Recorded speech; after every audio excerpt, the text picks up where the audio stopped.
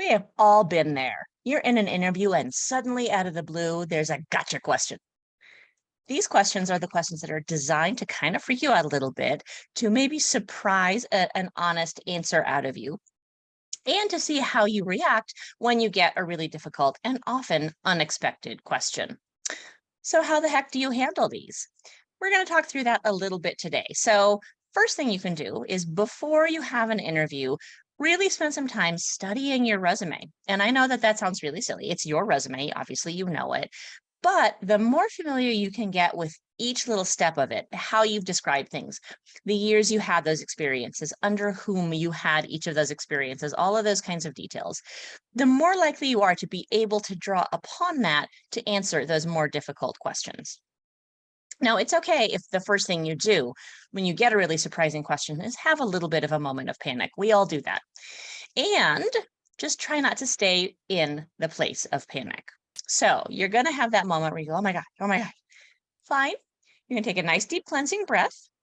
You're going to smile a little bit because that is going to cue you that nothing terrible can happen to you right here and now. They can't actually harm you. You're going to smile. And you're going to spend a second or two thinking about two things. One is why the heck they're even asking you that, right? If it's a logic question, how many ping pong balls would it take to fill this room? They're asking you what is your logical decision making and what's your logical thought process. If it's a bizarre out of the blue question, how would a pizza delivery driver use a pair of child safety scissors? Then they're looking for your creativity, your kind of inventiveness, and you can figure out how to answer it. If it's a question that's very specific to the work you do, what journals do you read to stay up to date in our field? They're just trying to see how much knowledge you have about it. Now, if it is one of those questions, say about the journals that you use to stay up to date, you're going to want to anticipate a follow-up question afterwards. So be really familiar also as you go into the interview with kind of what industry standards are in your field. Now, if this is a new field, that's going to be a little bit harder because, of course, it's a new field. So what you'll want to do before an interview is spend some time on places like social media fora for the kinds of work you're looking for, maybe some professional associations if those exist, maybe some chat pages related to your new occupation. You can do any of these also, even if it's a field that you're very, very familiar with. So make sure that you're aware of kind of the jargon of the field as much as you can be. Make sure you have a little bit of a sense of kind of what's going on in the field. So if there are any big changes, for example, any legislation that might make a difference in the field, things like that. Have those a little bit front of mind so that you can pull them out when you get a really difficult question like staying up to date in your field. And then the other thing you can do to keep yourself kind of on track is just do a really simple kind of grounding exercise. So you can start with just a nice deep breath, right? You breathe in and then you think through, I can feel my feet on the floor. I can feel my body supported by my chair. You just kind of think through that. You can take a few deep breaths if you need to. Now, a couple of tricks. If this is on the phone, which is somewhat unlikely these days, but if it is, just make sure that you're making a few little thinking kind of noises so that they know that you're actually still there. The call hasn't dropped. You didn't panic and hang up. If it's on camera, which is fairly typical these days, then just make sure that you're doing a little bit of kind of nodding and thinking. And that's totally fine. You'll occasionally want to put your hand in frame, but try to refrain from touching your face or your hair too much because that tends to read as kind of anxiety and you don't want them to be thinking of you as anxious.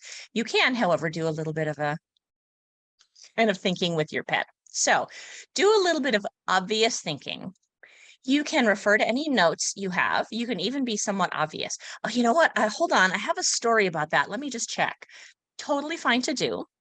Or you can just make it clear that you're thinking through it. Now, none of these are things you need to do if you're in person, obviously. You can still check your notes and you can still let them know that that's what you're doing. But, if you're in person, your call can't drop. So you can just kind of think through it if you're in person.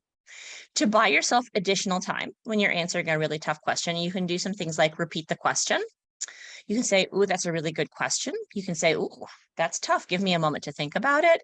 You can say, "Oh, let's see. I'm sure I have an example of that," right? Just make sure that they know that you're really thinking it through. And if you start kind of panicking again, Go back to the earlier stage, trying to figure out why they would ask you that question. When you know the why, you can figure out an answer to it as a general rule. And so the harder stuff to prepare for is when you're applying for a job that's a little bit of a stretch. If you're looking for something that's a step up from what you've been doing or is in a new field, even though it's similar work, those kinds of things. So you're going to want to have done a little bit more researching in those cases.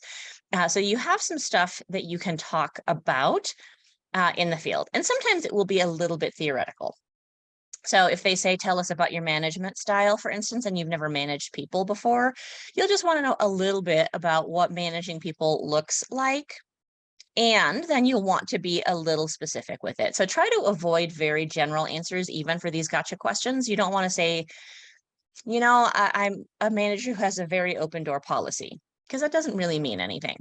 It's true, potentially. Maybe that is how you would manage, but you'll want to pull out a little bit more information about it. And so you can start with, I've always worked my best under managers who always have their doors open. And so that's certainly something I would strive to do. That said, I know that there are times I would really need to be concentrating on a difficult task. And so I would try to figure out what that's going to look like, but I would certainly at least close my doors during those times. And I might even have something like a do not disturb sign that I could hang up when I was really needing to concentrate. But I would tell my staff that other times they're absolutely welcome to stop in, and I will stop whatever I'm doing to discuss whatever problem it is they're facing. That kind of thing that gives a little bit more detail. The main thing is try not to panic, and that's going to be your inclination. And it's okay that you feel that way initially.